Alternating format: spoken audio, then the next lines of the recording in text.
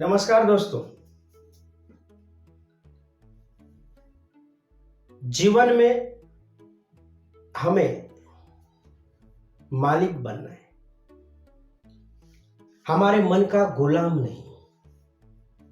जीवन को यदि हम समझते हैं तो हर समय हमारे जीवन में संघर्ष होता है।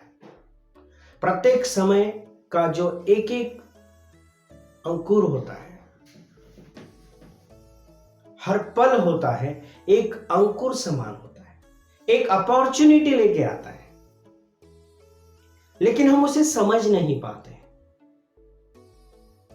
क्योंकि समय के साथ जिसने संयम से संघर्ष किया उसने जीवन को समझ लिया, जीवन को पा लिया।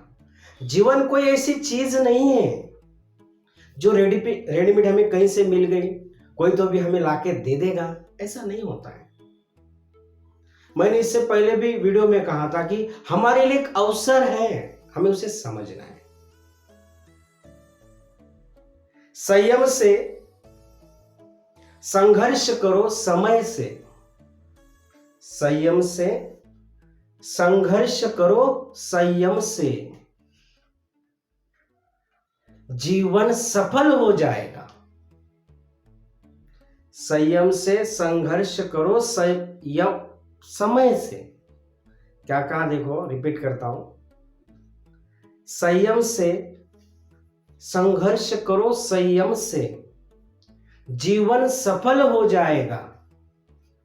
संघर्ष किया अंकुर ने तो कीचड़ में कमल खिल गया। हमें पता है कमल कहीं नहीं खिलता, उस अंकुर को उस कीचड़ में संघर्ष करना पड़ा। और आज कमल किसका प्रतीक है? प्रज्ञा का, ज्ञान का, विद्वत्ता का, बुद्धिमत्ता का। और ये सभी चीजें संघर्ष किए बिना नहीं आएगी। समय के साथ हमें संयम से संघर्ष करना पड़ेगा। हर क्षण को हमें एक अपॉर्चुनिटी के हिसाब से देखना पड़ेगा।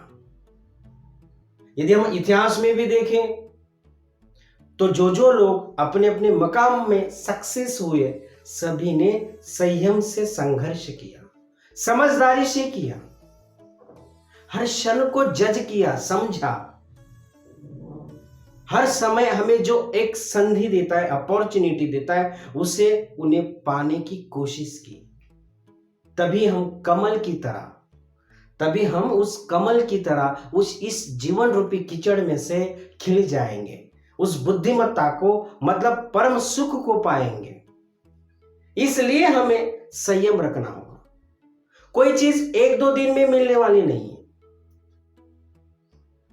क्योंकि जो छोटे से संघर्ष में मिल जाए उसमें मजा नहीं आता। इससे कि पहले के वीडियो में भी मैंने कहा था कि श्रेष्ठतम जीना है, तो ये श्रेष्ठतम जीवन जीना मतलब एक दो दिन में पॉसिबल है। इसके लिए हमें समय देना पड़ेगा, उस हर क्षण को संघर्षित होना पड़ेगा, तब हम सक्सेस होंगे। अब जीवन में मतलब हमें क्या मिला है? हमारे पास ये समय मिला है, कोई चीज नहीं है, मैंने कहा। तो अब देखो हम इसे एनालाइज कैसे करें। जैसे आप कोई चीज को पाना चाहते हो तो उसे हमें पहले समझना पड़ेगा।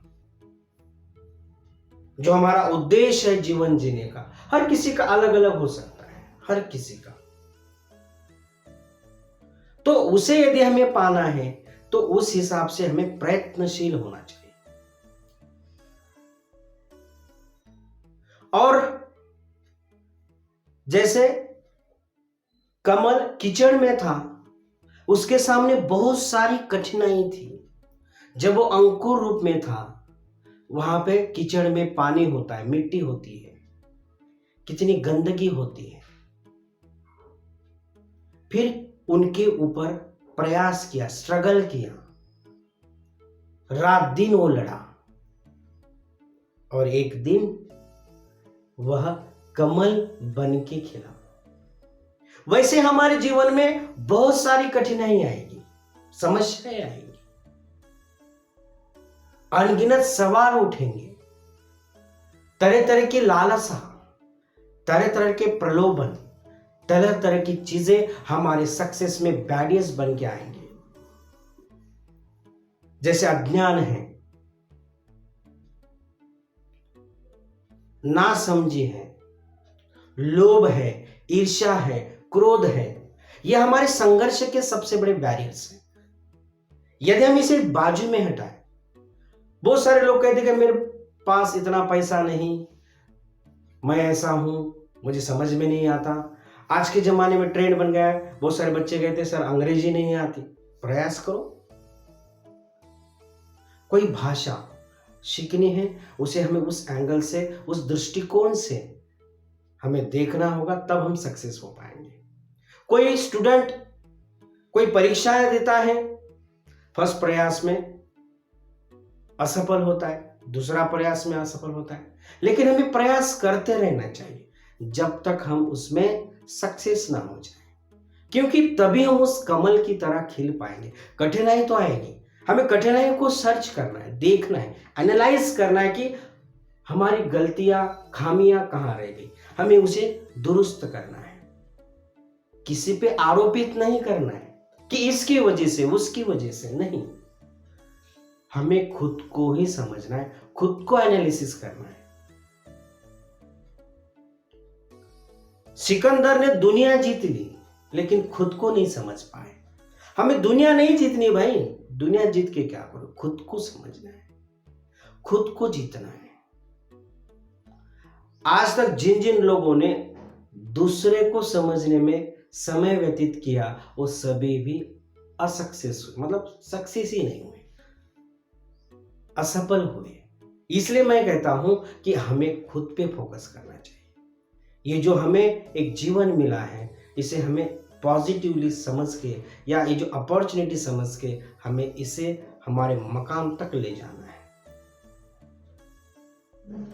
बहुत सारे जीवन में जो लालच आएगी, उसे दूर रहना होगा।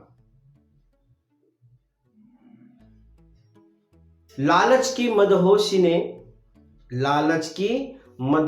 ने पागल बना दिया, लालच की मदहोशी ने पागल बना दिया, 2 कौड़ी की चक्कर में कोहिनूर गंवा दिया, 2 कौड़ी की चक्कर में कोहिनूर गंवा दिया। हमें जो ये जीवन रूपी कोहिनूर मिला है, हम छोटी मोटी चीजों में व्यतीत कर देते हैं, फिर गंवा देते हैं, पछताते हैं, बाद में समझ में आता है। ये सभी के साथ होता है, लेकिन वही इंसान सक्सेस होता है जो इसे समझदारी से जीता है। हर क्षण को हमें जागरूक होकर जीना है। हर समय हमारे लिए कुछ तरह तरह की संधि, अपॉर्चुनिटी लाता है। ये जो हमें मानव जन्म मिला है, हम बाकी के प्राणी की तरह नहीं जीना है हमें।